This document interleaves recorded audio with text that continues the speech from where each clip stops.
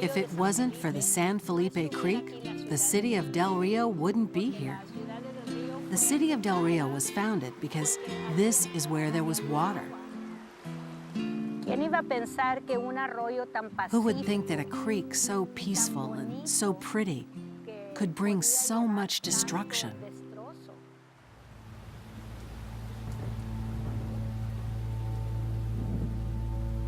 The floods of 1998 began on a Saturday afternoon. We started receiving some rain, and those rains continued to get heavier and heavier Saturday night.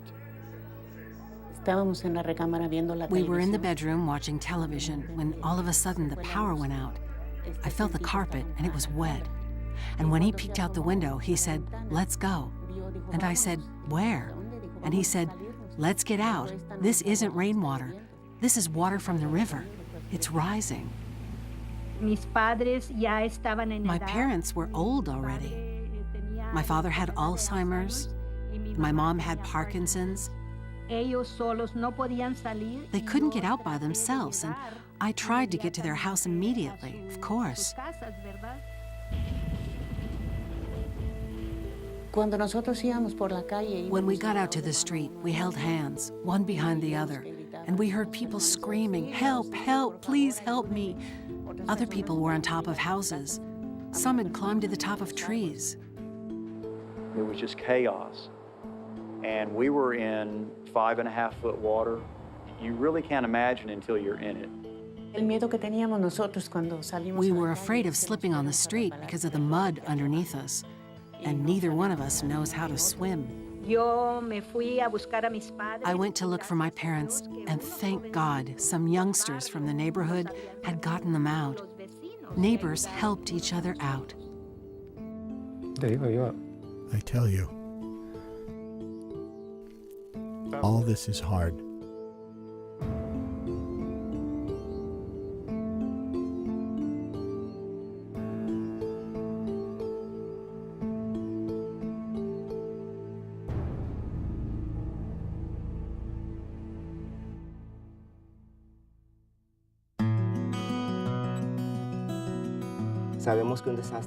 We know a disaster can sometimes last a moment, a day, or 3 days, but the recovery, sometimes that is much longer than the same disaster.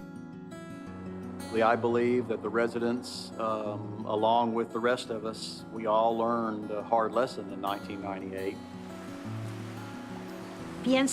One wonders, what can be done to better prepare a community? There are many dangers after a disaster that affect public health, like gas leaks, fallen trees. There is a lack of electricity or water. So it's not just about being prepared before, but also about being prepared after a disaster. Immediately after the flood, there wasn't any drinking water. The water was very contaminated. I'm a doctor, a physician, and we see a lot of people after a disaster. If you already have medical problems, how are we going to treat you when there's a disaster? It's important for a family to have a plan to take care of those family members who need help.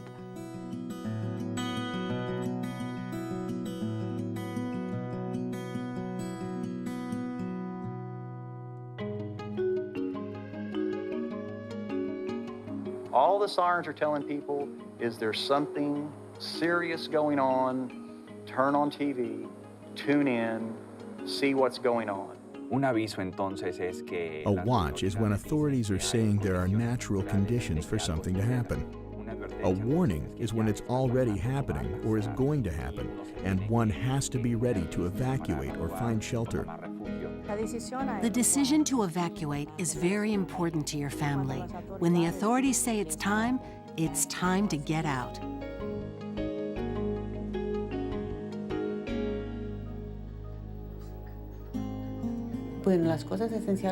Well, the essential things for us would be to prepare ourselves. Whether the sirens sound or not, prepare yourself and move ahead of time to higher ground. The medicines I take now are for cholesterol, high blood pressure, and diabetes. I need insulin because my body doesn't make enough. For a plan to be complete, people, first of all, should protect themselves. They should have appropriate medications if they suffer from diabetes or any type of chronic disease. They should have their doctor's contact information, their prescriptions as extra medication, and to have their medications together with important documents in one bag so they can grab them and go quickly in an emergency. It's very important to have a grab-and-go kit. Items that are important are essential things, like food, water, clothes, the essentials you need for living away from home for a number of days, so you can recover from a disaster. People, families, communities that don't have a plan create an extra problem for that community, for that family, for that individual. It will take longer to respond. It will create a problem within the problem that already exists. Be prepared with a plan because it'll be easier to face a disaster and to recover that much easier. Our residents are aware of the need to monitor and pay attention. They understand the important role they play. Now, when you hear there is danger, you need to prepare yourself ahead of time. We always need to have a little suitcase ready, like we're going on a trip. And that trip could very well be the one that saves your life.